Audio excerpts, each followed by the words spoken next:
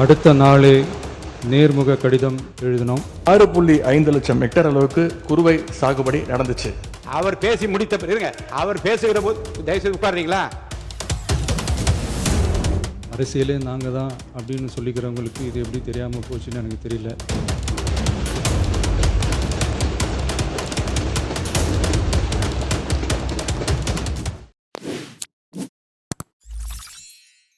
காவிரி விவகாரத்தில் எதிர்கட்சி சில விவரங்களை கேட்டிருக்கிறாங்க. காவிரி நமக்கு உயிர் ஆதாரம், நம்மளோட உணர்வு ரீதியான ஒன்று. அதனால் அதை வச்சு அரசியல் பண்ணுற எண்ணம் துளி கூட நம்ம அரசுக்கு இல்லை.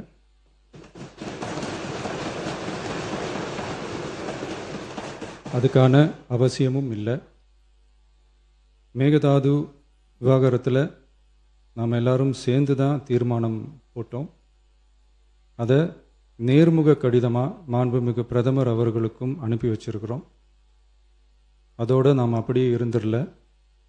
ராஜ்யசபாவில் ஒன்றிய ஜல் சக்தி துறை இணை அமைச்சர் மேகதாது அணை பற்றி முழு விவரங்களை குறிப்பிடலைன்னு தெரிஞ்சதும் காவிரி நடுவர் மன்றத்தின் இறுதி தீர்ப்பு மற்றும் மாண்புமிகு சுப்ரீம் கோர்ட் தீர்ப்பு சம்பந்தமான விதிகள் மற்றும் பத்திகளை கோட் பண்ணி மேகதாது திட்டத்துக்கு எந்த விதமான சட்டபூர்வமான அனுமதியோ நிர்வாக அனுமதியோ வழங்கக்கூடாதுன்னு மாண்புமிகு பிரதமர் அவர்களுக்கு அடுத்த நாளே நேர்முக கடிதம் எழுதினோம். காவிரி நதிநீர் பங்கீட்லேயும் சரி, மேகதாது அணை கட்டுற முயற்சிகளை தடுக்கிறதுலையும் சரி, தமிழ்நாட்டோட உரிமையை நம்ம அரசு கொஞ்சம் கூட விட்டு தரவே தராது. அதுதான் நம்மளோட நிலைப்பாடும். அதே நேரத்தில் கர்நாடகாவில் சில அணைகள் கட்ட ஆரம்பித்ததை பற்றியும் இதே அவையில் 1969 ஒரு விவாதம் நடந்திருக்கு. அப்போது நீர்வளத்துறை அமைச்சராக இருந்தது யார்? அப்போ அணை கட்ட விட்டது ஏன்னு கேட்டு அந்த மாதிரி சீப் பாலிட்டிக்ஸ்லாம் நான் பண்ண விரும்பலை.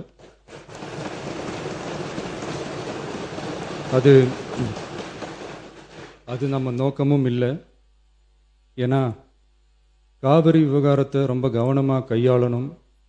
எந்த கட்சி ஆளுகிறது, எந்த கட்சிக்கு பெருமை, யாருக்கு பெருமைன்னெலாம் பார்க்கக்கூடாது. இது தமிழக மக்களுடைய பிரச்சனை அப்படின்னு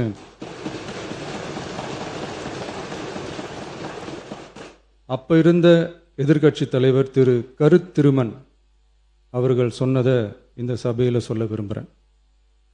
காவிரி பிரச்சனையில் சம்பந்தப்பட்ட 2 மாநிலங்களும் ஒன்றிய அரசும் உட்கார்ந்து முடிவெடுக்கணும்னு 1969 இந்த சபையில் பேசியிருக்கிறாங்க.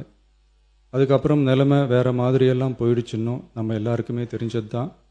சட்டப்படி இந்த பிரச்சனையை அணுகிறதுல நாம் உறுதியாக இருக்கிறோம், அதில் மாற்றமே இல்லை. இருந்தாலும் ஒரு அட்டெம்ப்ட் எடுத்து பார்க்கலாம்னு தோணுனது தான் அந்த பெங்களூர் விசிட். அப்படி ஒரு விசிட் பற்றி ஃபஸ்ட்டு யோசித்து கேட்டதும் நான் தான்.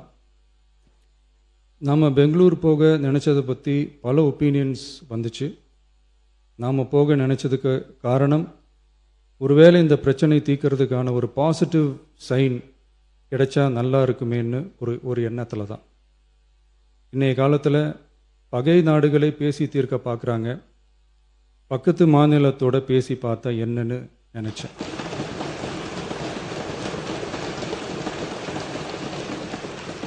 அதனால தான் அப்படி ஒரு அட்டெம்ப்ட் எடுக்க நான் ட்ரை பண்ணோம்.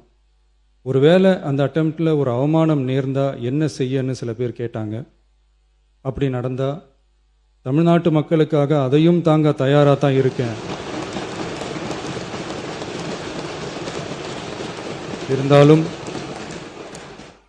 இருந்தாலும் நம்ம மேலே அன்பு காட்டின அத்தனை பேருக்கும் என்னோட நன்றிகள். இந்த காவிரி விவகாரம் பற்றி மாண்புமிகு நீர்வளத்துறை அமைச்சர் அவர்கள் உரிய விளக்கம் அளிப்பார். அதே மாதிரி காவிரி பிரச்சனையால் பாதிக்கப்பட்ட விவசாயிகளுக்கான அந்த இன்சூரன்ஸ் ப்ரீமியம் அரசே கட்டுறதை பற்றி கேட்டிருந்தாங்க. அதுக்கான விரிவான பதிலை மாண்புமிகு விவசாய அமைச்சர் அவர்கள் தருவார். அப்புறம் இந்த குறுவை சாகுபடிக்கு அந்த நிவாரண தொகுப்பு பற்றி எதிர்கட்சியிலேருந்து கேட்டிருந்தாங்க. அந்த குறுவை சாகுபடிக்கு அந்த நிவாரணம் ஏற்கனவே கொடுத்தாச்சு, வழங்கியாச்சு. அரசியலே நாங்கள் தான் அப்படின்னு சொல்லிக்கிறவங்களுக்கு இது எப்படி தெரியாமல் போச்சுன்னு எனக்கு தெரியல.